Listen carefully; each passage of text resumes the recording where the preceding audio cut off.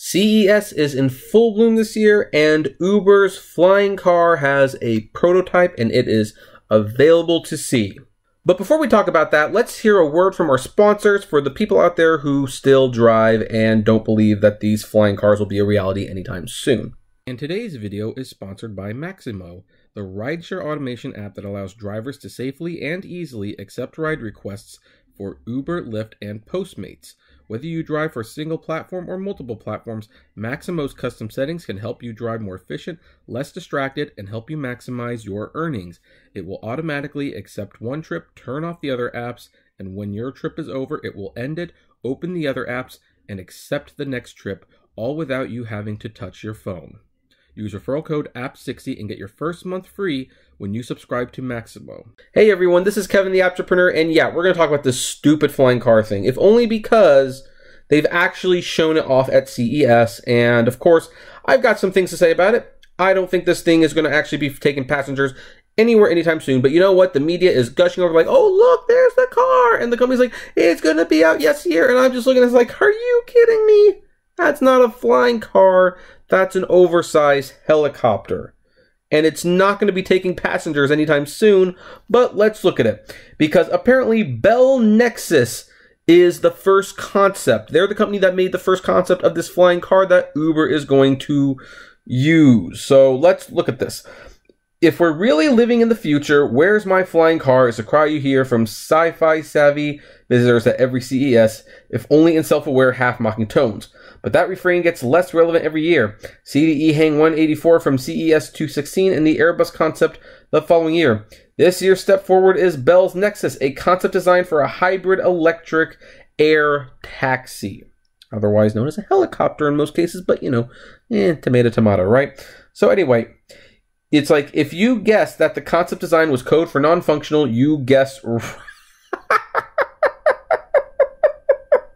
Oh God, these people. I'm sorry. I didn't read this in advance. I knew it was going to be stupid. Wow. It actually means non-functional. Oh heck, let's look at that. Let's look at that video. Can we play that video? What's the video actually show then? This is going to be great.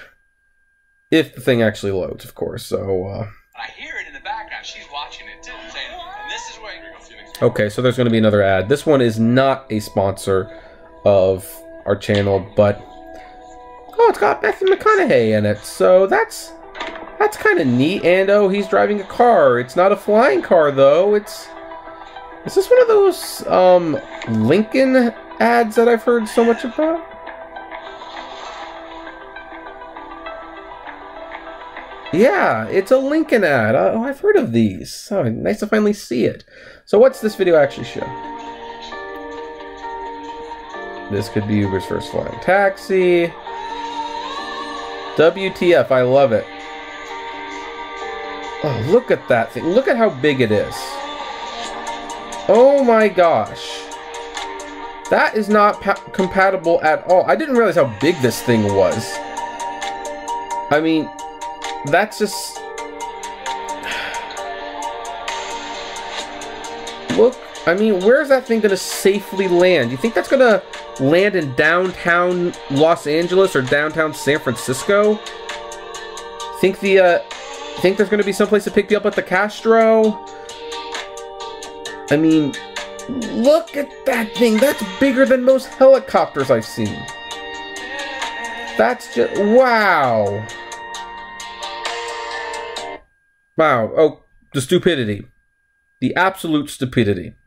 Okay, let's continue this article and let's move on. I've got real things to talk about. I've got a podcast later on today, which is going to be around 5-ish, by the way. So, let's see here. But that doesn't mean the Nexus isn't a step forward for flying cars.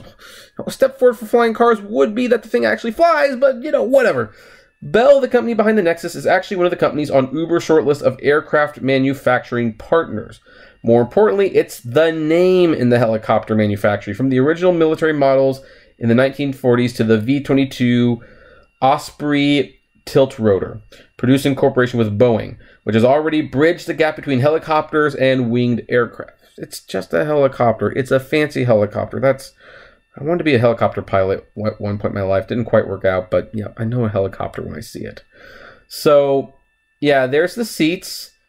I would like to say that the front seat is where the pilot should be, but I'm kind of under the impression Uber doesn't want pilots in these things. The Nexus concept shows what the company hopes to build with that experience. A small, that's not small, consumer-friendly aircraft that comfortably seats 4 passengers and a pilot. Okay, that seat is for a pilot. Even so, getting there will take some effort. Not only does the Nexus 6-fan rotor design mean the company will have not rethink flight controls, but there are still a ton of legal barriers to hurdle before flying taxis can get off the ground. Even so, the company hopes to have its first test flights in early 2020, with consumer deployment following not long after that. Yeah, define not long after that. When I hear not long after that, and I'm seeing something like this, I think 5, 10, 20 years, something like that. I mean, the air traffic people didn't even want the Amazon drones in the air. They don't want these things in the air. CES press days okay, I guess that's just the headlights. So, yeah, let's, you know what? Despite better judgment, let's finish this. What's this look? How else does this go? Not portable, not small. It does not look like you want to be under those wings when they're spinning.